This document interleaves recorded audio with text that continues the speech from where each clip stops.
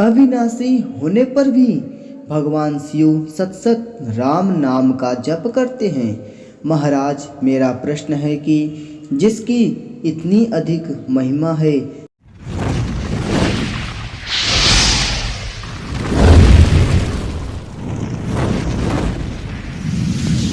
जय श्री गणेश, जय श्री राम। मेरे दोस्तों, आप सभी का फिर से स्वागत है हमारे यूट्यूब चैनल DSSK TV में।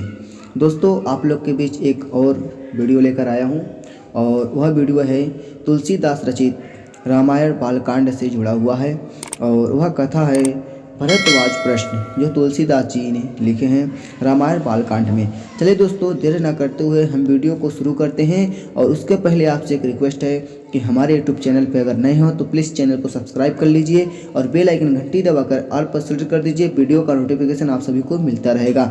वीडियो अच्छा लगे तो लाइक, कमेंट, शेयर करना ना भूलिएगा। गोस्वामी तुलसीदास जी लिखते हैं, रामायण का प्रथम प्रकरण संत साक्षात्कार से प्रारंभ होता है।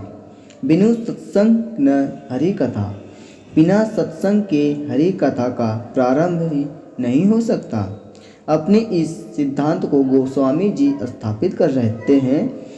जहाँ गंगा, यमुना और सरस्वती का संगम है, ऐसे दिव्य प्रयागराज में महर्षि भरद्वाज का आश्रम है।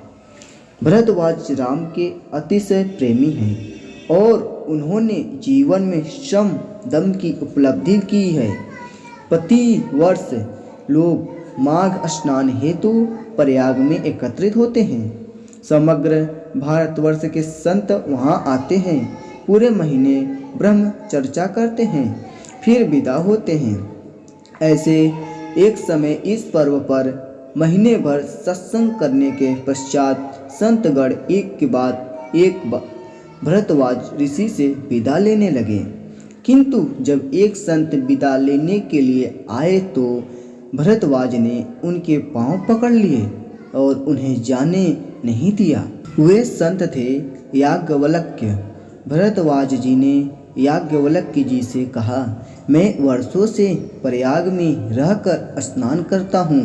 मैंने अनेकों कुंभ पर्व देखे हैं तथा अनेक समर्थ संतों का सत्संग भी किया है, किंतु मेरे मन का एक संशय दूर नहीं हुआ है। आपसे एक प्रश्न पूछते हुए मुझे संकोच और भय हो रहा है। यदि नहीं पूछता हूँ तो मेरे कार्य की हानि होती है। एक बात और भी है, यदि गुरु से कोई बात छुपाई जाए तो यथार्थ विवेक नहीं होता। याज्ञवल्क्य जी ऐसे महान संत के सम्मुख भरद्वाज जी अपना संदेह व्यक्त करते हैं। तुलसीदास जी के ग्रंथ रामचरितमानस का प्रारंभ संशय से होता है और संशय समाधान से ग्रंथ पूर्ण होता है।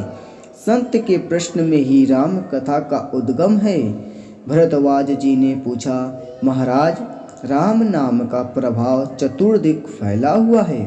संत पुराण और उपनिषद राम नाम की महिमा गाया करते हैं।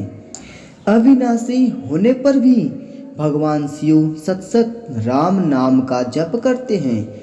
महाराज, मेरा प्रश्न है कि जिसकी इतनी अधिक महिमा है, वह राम कौन है? एक राम अवधेश का पुत्र है, जिसका विवाह सीता जी के साथ हुआ था। राजगद्दी मिल रही थी, पर वन में जाना पड़ा। वन में रावण सीता जी का हरण करके ले गया। राम जी ने रावण का विनाश किया और सीता जी को लेकर पुनः अयोध्या आए। इस राम कथा को तो मैं जानता हूँ, पर मेरा प्रश्न है कि जिस राम नाम का शिव जी सतत जप करते हैं और वेद तथा पुराण जिसकी महिमा गाते हैं, वह राम और दशरथ पुत्र एक ही हैं या भिन्न भिन्न? प्रश्न जिज्ञासु भाव से पूछा गया था। याज्ञवल्क्य जी ने कहा, महाराज, आपके हृदय में रामचरित सुनने की दिव्य उत्कंठा का उदय हुआ है, अतएव आपने मूढ़वत प्रश्न किया है। मैं जानता हूँ कि आप राम के सच्चे प्रेमी एवं सच्चे अनुरागी हैं। आपको राम की जानकारी नहीं हो, यह बात नहीं है। आपके मन में कोई भी संशय नहीं है। भगवान की दिव्य कथा सुनने की आपने यह एक युक्ति की है।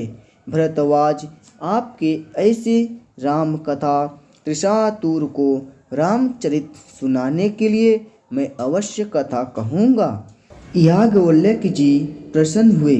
श्रोता के रूप में भरद्वाज जी बैठे। प्रयागराज के आश्रम में वृक्षों की छाया तले दोनों बैठे हैं। बिल्कुल भीड़ नहीं है।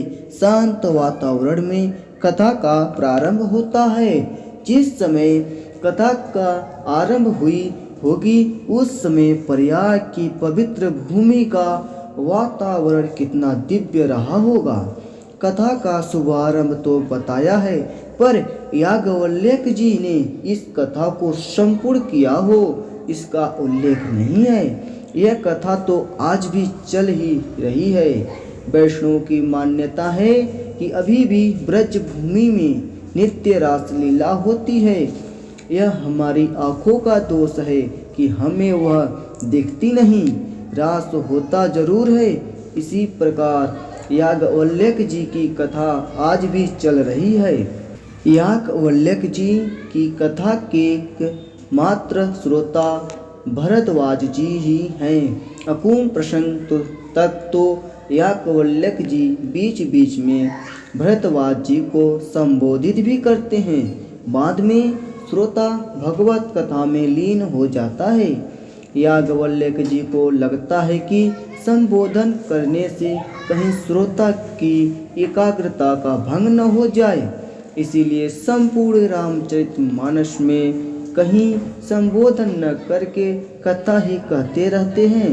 कथा का प्रारंभ करते हुए याज्ञवल्क्य जी ने भरद्वाज जी से कहा कि महाराज, आपके इस प्रश्न के संबंध में कि राम कौन थे, मेरे को इतना ही कहना है कि यह प्रश्न नया नहीं है। एक बार दक्ष तनया सती ने भी भगवान शिव से यही प्रश्न किया था।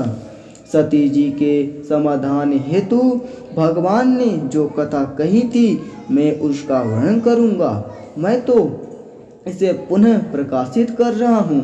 इसमें अपनी ओर से मुझे कुछ नहीं जोड़ना है। इस महापुरुष की निरहंकारिता को धन्य है। प्रकांड विद्वता के वादजूत हो यह कहते हैं कि जो बात शिव जी ने कही थी वही मैं दोहरा रहा हूँ। मैं तो निमित्त मात्र हूँ। राम कौन है? अब इस प्रश्न का उत्तर देने हेतु याज्ञवल्क्य जी शिव जी और सती माता के बीच हुए प्रश्नोत्तर से कथा का प्रारंभ करते हैं। यह मानस का प्रसिद्ध प्रकरण है। मेरे प्यारे दोस्तों, कथा संपूर्ण हुआ। गोस्वामी तुलसीदास जी रचित रामायण बालकांड का यह कथा समाप्त हुआ। मेरे प्यारे दोस्तों, भरद्वाज जी याज्ञवल्क्य जी से पूछते हैं कि राम कौन है। यही कथा का प्रश्न था, भरद्वाज प्रश्न। कथा संपूर्ण हुआ। चलिए दोस्तों, अब मिलते हैं एक नए वीडियो में। जय श्री राम।